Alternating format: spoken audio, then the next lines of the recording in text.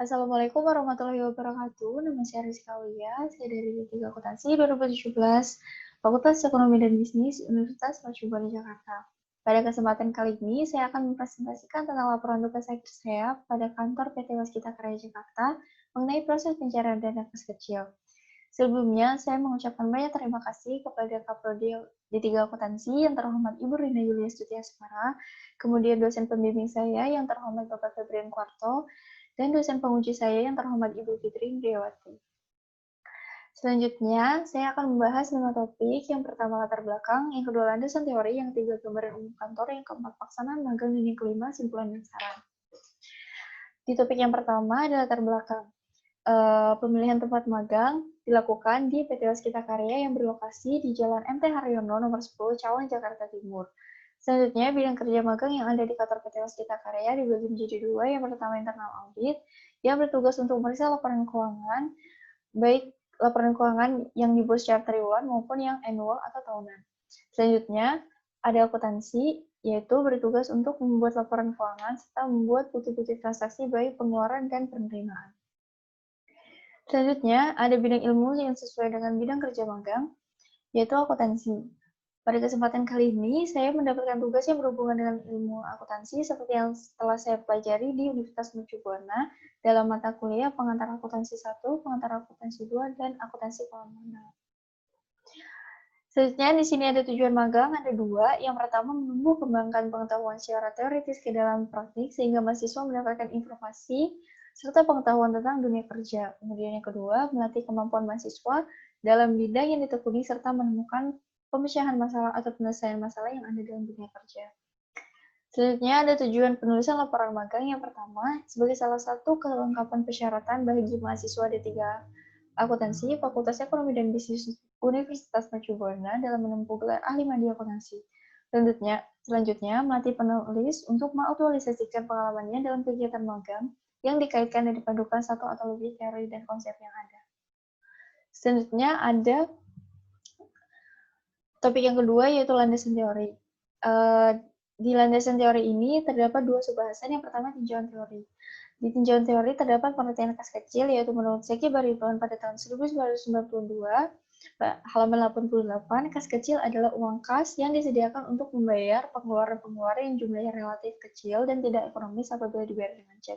Sedangkan menurut Adias pada tahun 2006, kas kecil adalah sejumlah uang tunai atau kas yang disediakan untuk melayani pembayaran keperluan perusahaan yang rutin dan meliputi dalam jumlah yang relatif kecil. Jadi dapat disimpulkan bahwa kas kecil adalah sekumpulan uang atau uang yang dikumpulkan oleh perusahaan yang berguna untuk kegiatan operasional perusahaan tersebut. Selanjutnya, di sini ada sistem pencatatan kas kecil dibagi menjadi dua. Yang pertama, sistem dana tetap atau impress fund system, dan sistem dana tidak tetap atau fluctuation fund system. Selanjutnya, subbahasan yang kedua, ada tinjauan pokok.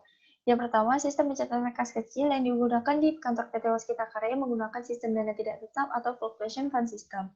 Selanjutnya, ada penyajian kas kecil dalam laporan keuangan. Dan yang ketiga, ketentuan dalam sistem akuntansi. Ketentuan-ketentuan yang harus dipatuhi dalam proses pencairan dana kas kecil. Yang pertama, memiliki saldo batas minimal. Yang kedua, tidak diberikan untuk pinjaman. Dan yang ketiga, pengeluaran kas kecil harus disetujui oleh pengelola kas kecil. Selanjutnya, ada topik yang ketiga, yaitu gambaran umum kantor yang berisi tentang sejarah umum kantor. Jadi, PT Waskita Karya didirikan pada tanggal 1 Januari 1991. Pada awalnya, kantor PT Waskita Karya didirikan oleh Belanda dengan nama Volker Enemies Mustafish NV, yang kemudian diambil alih berdasarkan surat keputusan pemerintah nomor 62 pada tahun 1961. Kemudian pada tahun 1973, status hukum Waskita Karya berubah menjadi Persero. Dan pada bulan November tahun 2009, Waskita Karya berhasil memperbarui sistem manajemen mutu dan memperoleh sertifikasi ISO 9001-2008. Selanjutnya di sini ada struktur organisasi. Jabatan tertinggi diduduki oleh Dewan Komisaris. Kemudian di bawah Dewan Komisaris terdapat Direktur Utama. Di bawah Direktur Utama terdapat 5 Kepala Biro yang terdiri dari Kepala Biro Keuangan, Kepala Biro Sumber Daya, Pemasaran, dan Kepala Biro Operasional 1 dan 2. Di bawah Kepala Biro dibagi lagi menjadi 5 departemen. yaitu Departemen Akuntansi, Keuangan, Departemen Sumber Daya, Pemasaran, dan Produksi. Khusus untuk Kepala Biro Operasional 1 dan 2 langsung ditujukan ke beberapa divisi yang kemudian divisi tersebut dibagi menjadi wilayah-wilayah tertentu yang telah ditetapkan oleh PT Waskita Karya. Kemudian bentuk usaha yang ada di PT Waskita Karya berubah menjadi BUMN Persero pada tanggal 1 Februari 2019 melalui keputusan rapat umum pemegang saham luar biasa. Selanjutnya, bidang usaha yang ada di kantor PT Waskita Karya dibagi menjadi dua, yaitu jasa konstruksi dan non-konstruksi. Selanjutnya di sini ada perkembangan usaha. Seperti yang saya jelaskan tadi, pada tahun 1973, PT Waskita Karya berubah status hukumnya menjadi Persero dan mulai mengembangkan usahanya sebagai kontraktor umum. Kemudian pada tahun 1980, PT Waskita Karya mulai mengembangkan usahanya dan berhasil menyelesaikan proyek besar yaitu pembangunan Bandara Soekarno-Hatta. Selanjutnya di tahun 1990 sampai 1955, Waskita Karya berhasil menyelesaikan berbagai gedung bertingkat tinggi dan reputasi terpuji seperti contoh BNI City, Plaza Mandiri, dan Hotel Shangri-La. Hingga pada saat ini, Waskita Karya juga masih melayani jasa di bidang konstruksi, bahkan sampai ke mancanegara. Selanjutnya di sini ada tujuan dan ruang lingkup unit kerja. Tujuan unit kerja yaitu meningkatkan pembangunan infrastruktur di Indonesia serta memperluas relasi dengan perusahaan-perusahaan ternama baik di Indonesia maupun luar negeri. Selanjutnya ada ruang lingkup unit kerja yang dibagi menjadi tiga. Yang pertama Direktur Utama, Kepala Biro, dan Kepala Departemen.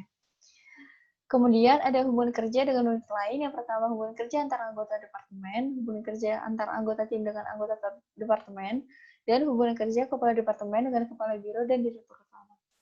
Selanjutnya di topik yang keempat ada pelaksanaan magang. Pada hari pertama saya melaksanakan magang, saya diberikan arahan oleh Ibu Dia sebagai supervisor tentang tata tertib dan prosedur-prosedur apa saja yang harus dilakukan pada saat melakukan proses pencarian dana kas kecil. Kemudian kegiatan rutin yang saya lakukan yaitu melakukan input data tentang rincian beban-beban apa saja yang ada dari setiap departemen yang berguna dalam pengambilan dana kas kecil tersebut. Selanjutnya di sini ada kegiatan non rutin yaitu saya melakukan peninjauan kembali ke jalan tol yang sudah selesai dibangun. Selanjutnya ada masalah yang ditemui pada unit kerja. Di sini dibagi menjadi dua. Yang pertama masalah kebijakan dan masalah operasional. Di masalah kebijakan ini dibagi menjadi dua. Yang pertama, banyak sekali karyawan yang datang terlambat dan keterlambatan tersebut melebihi batas toleransi. Kemudian yang kedua, banyak karyawan sengaja tidak mengikuti briefing wajib pada pukul 8.00 sampai 8.15 waktu Indonesia Barat. Selanjutnya di sini ada masalah operasional. Yang pertama, masih banyak sekali karyawan yang belum kompeten menggunakan software atau suatu sistem yang ada di departemen tertentu. Selanjutnya, banyak juga karyawan yang masih menggunakan kendaraan operasional pada saat jam kerja untuk kepentingan pribadi yang tidak mendesak. Selanjutnya, topik yang terakhir, ada simpulan dan saran.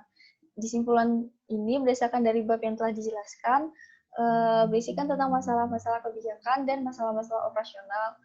Kemudian ada saran, setelah disimpulkan beberapa masalah dari kendala yang ada beberapa upaya untuk memecahkan masalah yang ada di kantor PT Waskita Karya tersebut. Di sini dibagi menjadi dua, masalah kebijakan dan masalah operasional. Upaya pemecahan masalah kebijakan yang pertama, diberikannya sanksi atau hukuman bagi karyawan yang melanggar peraturan tersebut, dapat berupa skorsing atau pemecatan, bahkan pemotongan gaji.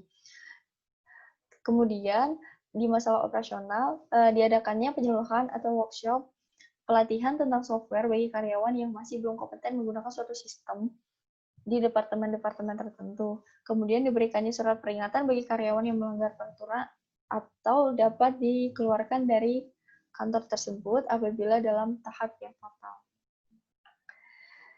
Selanjutnya, terima kasih atas perhatiannya. Saya mohon maaf apabila ada kesalahan. Wassalamualaikum warahmatullahi wabarakatuh.